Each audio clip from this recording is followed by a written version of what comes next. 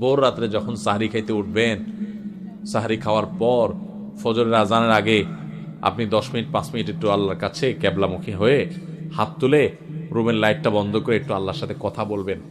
মানুষের সাথে বহুত কথা বলছেন, আল্লাহর সাথে একটু কথা বলে দেখেন। আল্লাহর সাথে কথা বলার স্বাদ আছে ভাই, অনেকে জীবনে একবারও এই স্বাদ পান নাই। একটু কথা বলে দেখেন। ভোর রাতে সাহরি খেতে উঠলে 10টা মিনিট একটু হাত তুলে কথা বলেন। কিভাবে কথা বলবেন? কথা বলবেন এইভাবে, ও আল্লাহ, কত গুনাহ আমি করেছি, কত পাপাচার আমি করেছি, মরতে আমার হবে, তোমার কাছে যাওয়া আমার লাগবে আল্লাহ। শয়তানের প্ররোচনা করেছি, এই রমজান মাস তুমি কত মানুষকে মাফ করে দাও। নবী করিম সাল্লাল্লাহু আলাইহি সাল্লাম বলেছেন, ওয়ালিল্লাহি উতাকাউ মিনান নার ওয়া যালিকা ফি কুল্লি লাইলা।